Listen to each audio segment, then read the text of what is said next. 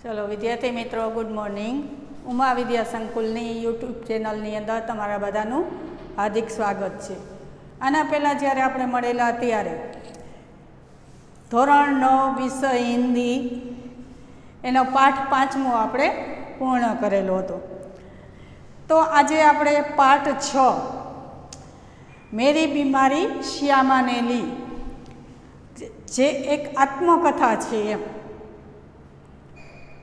तो एनी आजे आपणे चर्चा करीशुं।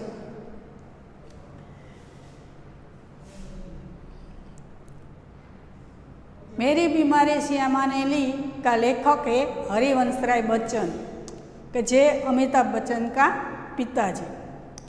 उसने अपने जीवन में बनेली एक सत्य घटना उसने इस पाठ में रजू की है। तो वो एक लेखक थे, अध्यापक थे और ट्यूशन कराते थे। उसकी आमदनी बहुत ज़्यादा नहीं थी, सामान्य परिवार में वो अपना गुजारा करते थे। तो ऐसे इस पाठ के अंदर लेखक कहते हैं कि हम जब बीमार पड़ते हैं तो हमारी बीमारियों को दुलारना नहीं चाहिए, उसको आराम देना नहीं चाहिए। जो हम आराम देते हैं तो वो बीमारी हमारे शरीर में टिक जाती है। गांधी जी की एक पुस्तक में लिखा था कि बीमार होना अपराध है, क्योंकि बीमार हम कब होते हैं तो जब हम स्वच्छता नहीं रखते तब। शरीर की स्वच्छता, आरोग्य की स्वच्छता, खाने की स्वच्छता, ये सब हमको स्वच्छता रखनी चाहिए। तो जो बीमार होता है कौन होता है? तो जो स्वच्छता नहीं रखता, अपने शरीर को स्वच्छ नहीं रखते वो बीमार होता है। तो जो बीमार होता है उसको तो सज़ा देनी चाहिए। तो सज़ा में हम क्या कर सकते हैं? तो कि हमारे शरीर के पास से ज़्यादा काम लेना चाहिए, आराम नहीं करना चाहिए, दवा नहीं लेनी चाहिए, हमको ज़्यादा से ज़्यादा काम लेना चाहिए। लेखक कहता है कि जब हमको छोटी मोटी बीमारियां होती थी, जुकाम, बुखार, खांसी, सिर दर्द, तो वो कभी चारपाई खाट पर नहीं लेटते थे। वो अपना काम स्कूल जाना, ट्यूशन पढ़ाना और किताबें लिखना और भी ज़्यादा करते थे।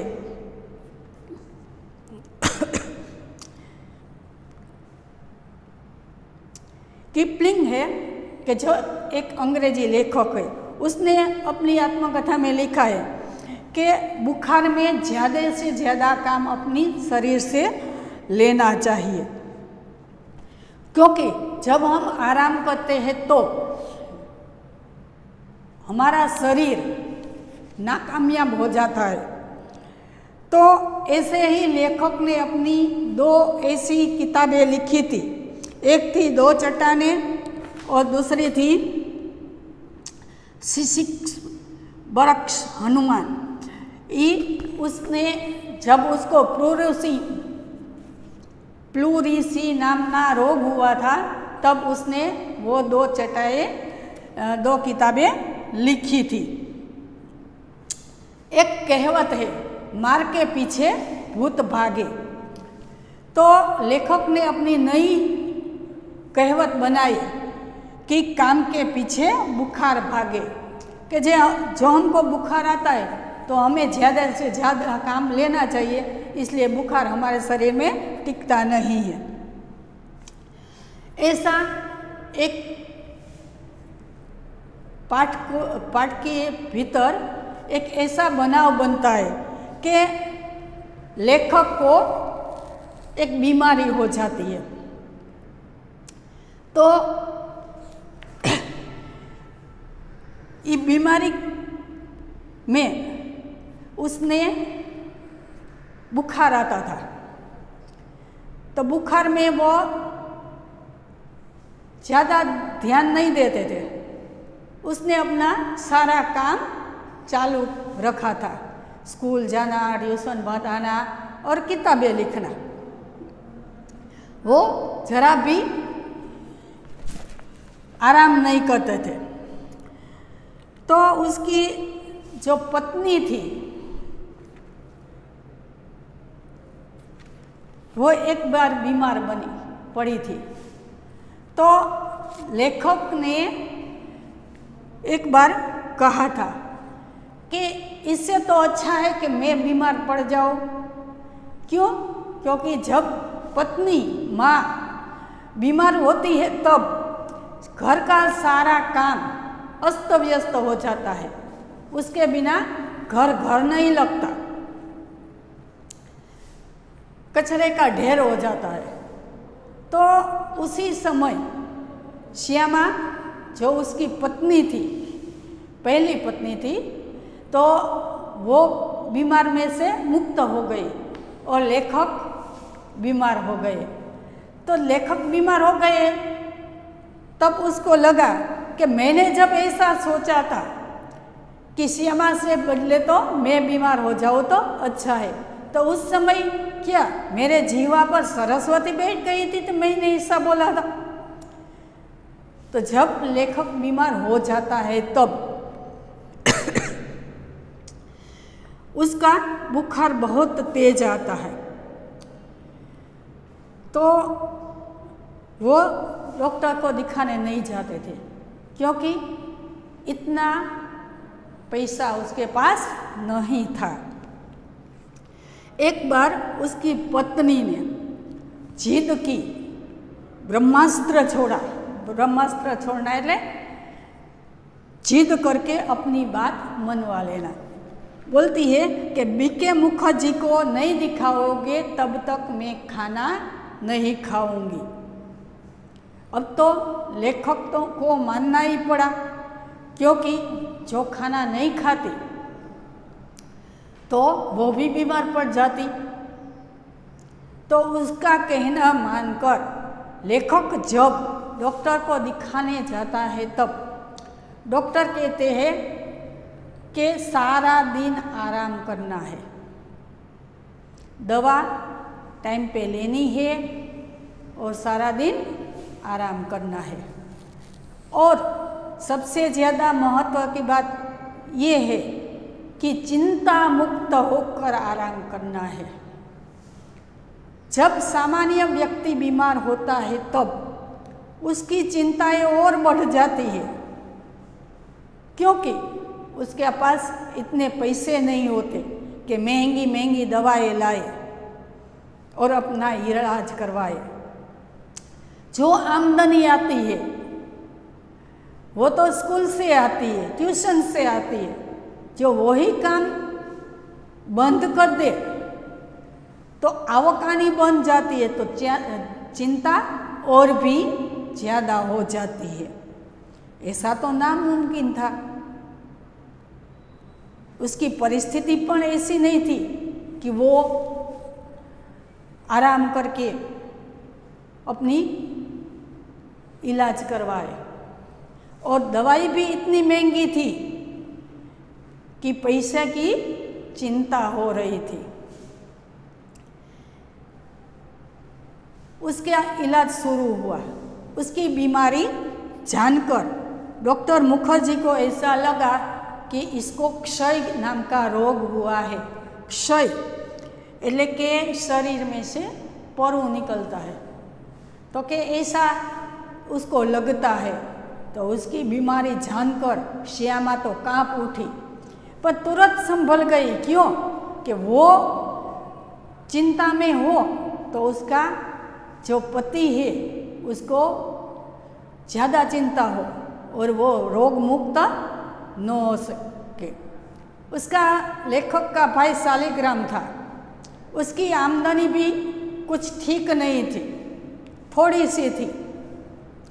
और उसकी बदली हो जाए, दूसरी जगह काम पे जाए तो घर का सारा खर्चा कौन उठाएगा? ये सब चिंताएं लेखक को खा जाती थी। उसके माता पिता ने उसको कहा कि तुम चिंता मत करो, अपना घर बेचकर भी तुम्हारा इलाज करवाएंगे। पर लेखक को ये मंजूर नहीं था। क्यों? कि जिस माँ बाप ने अपने परसेवे की कमाई से उसने अपना आशियाना बनाया हो, तो उस आशियाने को अपने लिए वो बेच डाले, वो लेखक को कभी पसंद नहीं था। इसलिए वो उसको मना करती है। उसका इलाज शुरू हुआ। उसने स्कूल जाना छोड़ दिया, ट्यूशन करना छोड़ दिया, और जो किताबें लिखी थी उसमें से थोड़ी आमदनी हुई, उससे दवाइयाँ ली और उसने आराम शुरू किया। क्यों? कि उसका पत्नी का हुक्म था। तो एक दिन वो चिंता में थे, तो श्यामा के लिए लेखक पारदर्शी दर्पण था कि जिसके आर पार देख सकते हैं हम। तो उसने पूछा, वो समझ गई कि उसका पति कुछ चिंता में डूबे हुए हो। तो उसने पूछा कि तुम क्या चिंता करते हो? ऐसी क्यों, कौन सी चिंता है जो तुमको खा जाती है? तब लेखक कहता है कि मेरे ऊपर 400 रुपया का कर्ज है और 100 रुपया मेरे मित्र के, ऐसे 500 रुपया का मेरे ऊपर कर्ज है, वो मैं कैसे चुकाऊंगा? वही चिंता मुझको खाई जा रही है।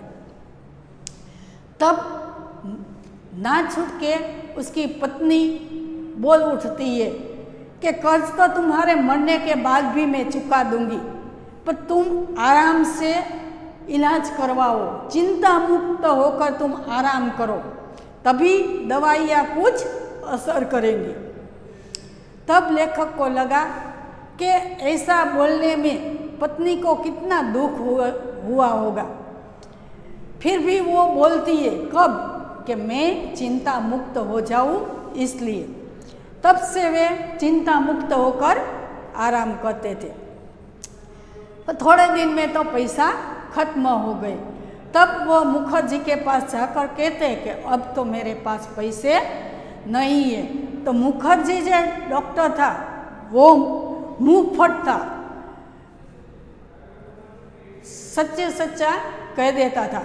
तो क्या बोलता है, रुपये नहीं है तो जाओ मरो। ये वाक्य सुनकर लेखक को एक चुनौती लगी। लेखक को चुनौती ज़्यादा पसंद थी, तो उसने तो मनोमन लेखक ने ऐसा विचार किया कि डॉक्टर को तो मुझे हराना ही है, दवा के बिना ही मुझे अच्छा होना है। तब वो मनोमन जीने के लिए फैसला करता है, तो कि मैंने श्यामा के लिए कुछ नहीं किया है, तो आज मुझे श्यामा के लिए जीना है। जो कर्ज है मुझको चुका के जाना है। तब उसने एक निश्चय किया। उसका एक पड़ोसी थे मुक्ता प्रसाद, लुई कुन ने उसको एक ऐसा इलाज बताया था कि दवा के बिना वो इलाज हो सकता था।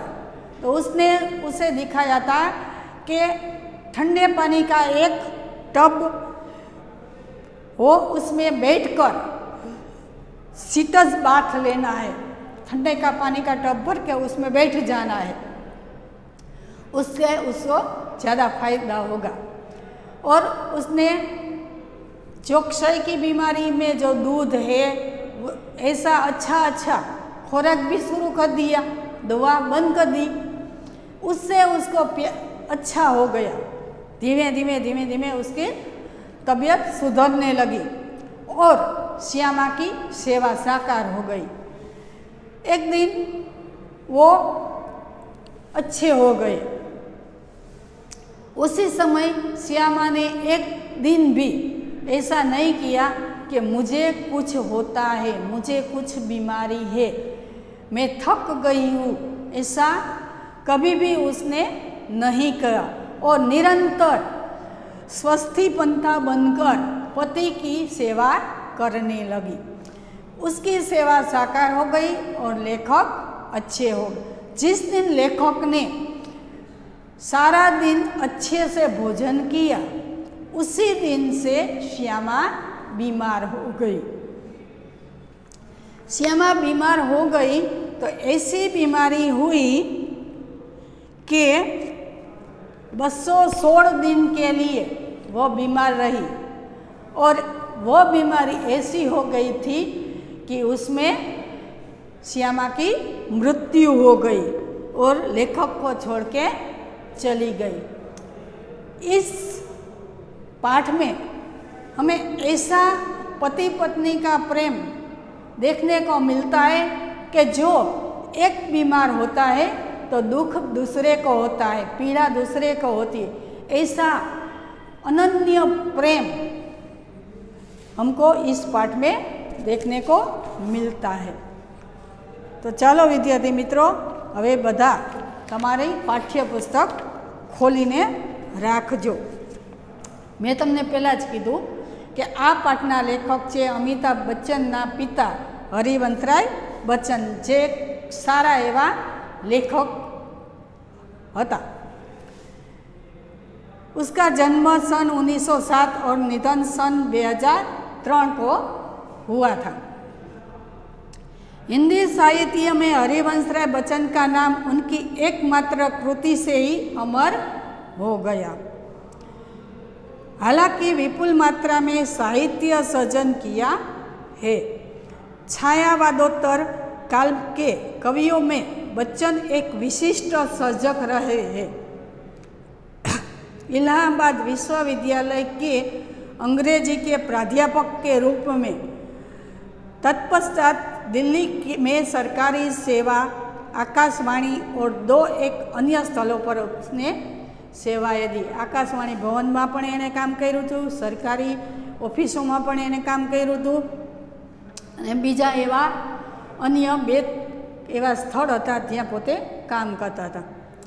भारत के एक विशिष्ट कवि के रूप में राष्ट्रपति जी ने उन्हें राज्यसभा का सदस्य मनोनीत किया था। विशिष्ट कवि ना रूप में एनी गणना थती थी। प्रारंभिक नौकरी पायोनियर प्रेम में की थी। मधुशाला के कवि के रूप में बच्चन जी को इतनी शोहरत मिली कि उनकी मधुशाला का सभा सम्मेलनों, कवि गोष्ठी आदि में होता था।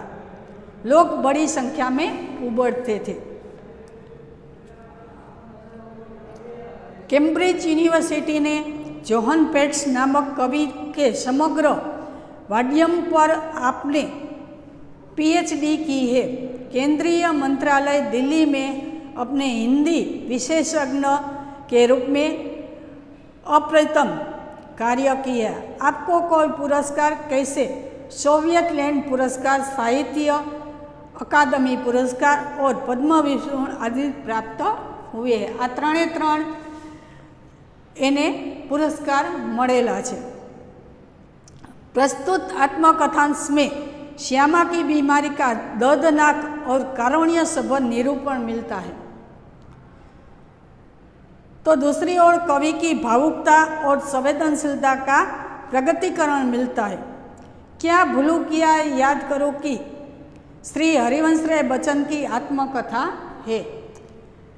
एने लखी है पोतानी आत्मकथा, एनु नाम है क्या भूलूं क्या याद करूं। एनी माथी आ लेवामां आव्यो छे। हिंदी के इस सुप्रसिद्ध कवि ने अपने संस्मरण बड़े ही रोचक ढंग से आलेखित किया है। कवि अपने जीवन की घटनाओं के साथ उस युग का चित्र भी दे देता है। प्रस्तुत अंश क्या भूलूं क्या याद करूं से लिया गया है। इसका यह शीर्षक मेरी बीमारी श्यामा ने ली विषय वस्तु का भी निर्देश करता है। लीधुं छे क्या भूलूं क्या याद करूं माथी, पण एने नाम आप्युं छे मेरी बीमारी श्यामा ने ली। જ્યારે લેખક બીમાર પડે છે ત્યારે એની જે પીડા દુઃખ છે એ એની પત્નીથી નથી જોવાતું અને એ ભગવાન પાસે પ્રાર્થના કરે છે કે આના બદલે તો હું બીમાર થાવ તો સારું, અને લેખક સાજા થઈ જાય છે અને એની પત્ની बीमार થઈ જાય છે। तो सब अपनी किताब में ध्यान से देखिए। मैं अपनी बीमारी को दुलारने वालों में न था। શું કહે છે લેખક કહે છે હું મારી બીમારીને દુલાવા એટલે આશ્વાસન દેવા કે સારી રીતે સાચવવા વાળોમાં નહોતો। सच कहूँ तो मैं अपनी बीमारियों के प्रति प्राय निर्भय था। निर्भय એટલે ડર વગર। હું બીમારી માટે डर वगरनो હતો એમ, કાંઈ महत्व આપતો નહોતો। शायद मैंने गांधी जी के ही लेख में कहीं पढ़ा था कि बीमार होना अपराध है। गांधीजी क्या चोपड़ी में लख्યું હતું જે લેખકે વાંચ્યું હતું કે બીમાર થવો अपराध છે। हमें जो शरीर दिया गया है उसे हम स्वस्थ न रखें तो हम अपराधी तो है ही। આપણને જે આ શરીર મળ્યું છે એને આપણે સ્વસ્થ રાખવું જોઈએ, સ્વચ્છ રાખવું જોઈએ, કારણ કે જો એને સ્વચ્છ ને સ્વસ્થ ન રાખી શકી તો આપણે ગુનેગાર છીએ। तो इस तर्क को कुछ और आगे ले गया था। तर्क એટલે દલીલ। तो आ दलील ने हूँ थोड़ी आगळ लई गयो तो अपराधी को दंड देना चाहिए कि जो आपणे अपराधी छी गुनेगार छी तो आपने चौक्कस दंड मळवो जोईए। मुझे जब कभी छोटी मोटी बीमारी होती, जुकाम बुखार खांसी सीदर, तो मैं खाट पर न लेटता। શું કહે છે તાવ શરદી ઉધરસ માથાનો દુખાવો આવી નાની મોટી જો કોઈ બીમારી થતી तो હું પલંગમાં સૂઈ જાતો નહીં। और भी अपने से काम लेता। मारा पासे એટલે હું વધારે ને વધારે काम करतो तो एम। मुझे भरे भुट्टो बुखार में अपनी रात की ट्यूशन पर जाने की याद है। भरे भुट्टो એટલે बहुत तेज बुखार। मने જ્યારે खूब ज तेज बुखार ताव आवतो तो त्यारे मने याद छे कि हूँ रात्रे ट्यूशन करावा जातो हतो। बुखार को गर्मी और तेजी में तो मैं और जोश से पढ़ाता। मजदूरी करके रोटी कमाने वाले को बीमार पड़ने का क्या अधिकार है। શું કહે છે વધારે તેજ તાવ હોય ત્યારે તો હું વધારેમાં વધારે ભણાવતો અને કહેવાય છે કે જે મજૂર માણસો છે જે થોડીક જ આવક જેને મળે છે એને બીમાર થવાનો કોઈ અધિકાર નથી। बीमारी अमीरों की हरमजदगी है।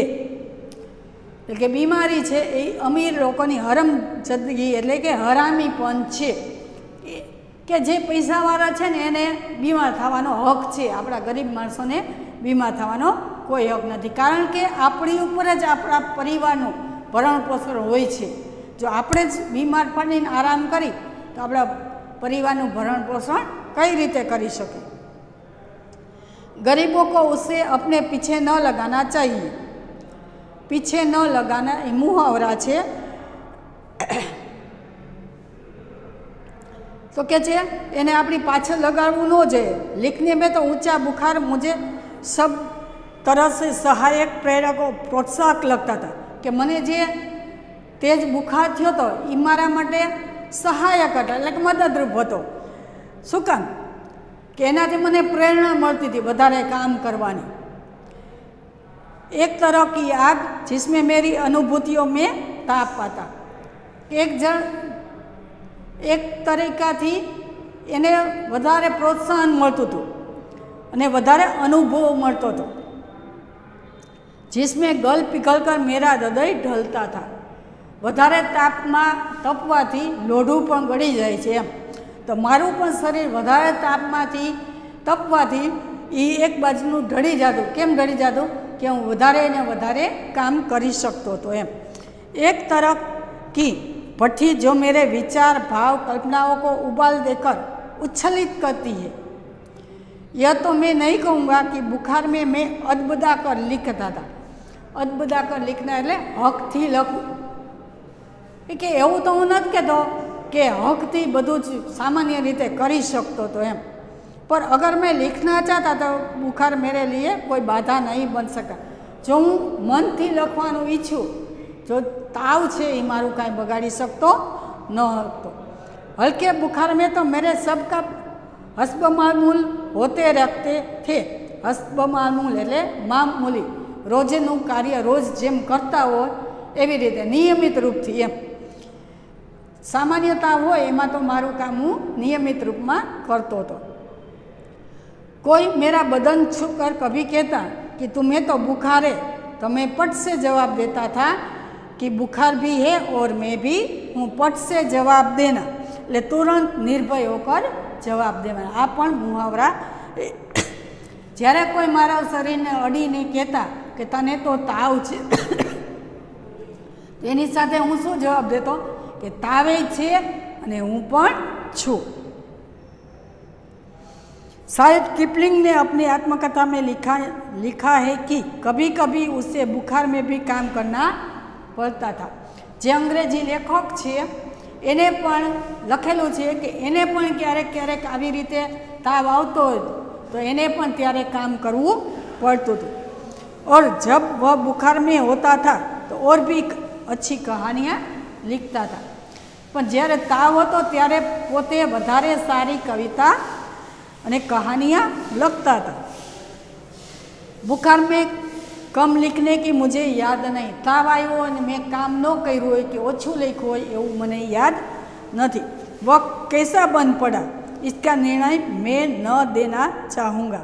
कि आवुं केवी रीते बन्युं एनो निर्णय हूँ दई सकूँ एवुं नहीं. प्रसंगवश मुझे याद आ गया कि अपनी दो चट्टाने की दो सबसे बड़ी कविताएं सांत्रक के नोबेल पुरस्कार ठुकरा देने पर और दो चट्टान अथवा सिसिफस बरक्स हनुमान मैंने प्लूरूसी में पड़े पड़े लिखी थी. एने जे बेल चोपड़ी लिखी थी ई एने प्लूरूसीनी रसी एटले ए फेफड़ामां फेफसा छे एनी अंदर पाणी भराई जवानुं एने प्लूरूसी कहेवाय. एने ए ज्यारे बीमारी थई थी त्यारे पोते आ बे किताब लखेली हती. बहरहाल जब मैं अपनी जवानी पर था बीमारी मुझे पराजित न करती थी. ज्यारे हूँ जुआन हतो साव त्यारे बीमारी मने हरावी सकती नहोती. मैं ही अपनी जिद से बीमारी को पराजित कर देता. पण मारी ज एवी जिद हती कि वधारे ने वधारे काम करूँ एनाथी ज बीमारी थाकी अने हूँ साजो थई जातो तो ये हारी जाती थी. बुखार सुखार आखिर कितने दिन चलता. ताव आवे तो आवी आवीने केटला दिवस आवतो तो. विश्राम तिवारी कहा करते थे. विश्राम तिवारी ने एक कहेवत छे, मार के पीछे भूत भागे. भूत ने बगाड़वुं होय ने तो एने मारवुं पड़े एम. मैंने अपने प्रयोग से सिद्ध किया था कि काम के पीछे बुखार भागे. मैं एवं साबित करी बताव्युं हतुं कि जो काम सतत करता रहे तो काम करवाथी ताव छे ई भागी जाय छे. यह बुखार मामूली न था. अत्यारे मने जे ताव आव्यो तो ई मामूली नहोतो. इसका संबंध उस तूफान से था जो पिछले 9 महीने से मुझे झकझोर रहा था. एनो सीधो हतो लगाव के जे 9 महीनाथी मने नानो मोटो ताव आवतो तो एना माटे. तो आज आपणे जोयुं के बच्चनजी छे, हरिवंशराय बच्चन, ई पोते बीमार हता तो पण पोते काम करता हता. तो आज આપણે પાઠ અહીંયા સુધી રાખશું. હવે પછીના નેક્સ્ટ પીરિયડમાં જ્યારે મળશું ત્યારે આ પાઠ આગળ ચલાવશું. આભાર.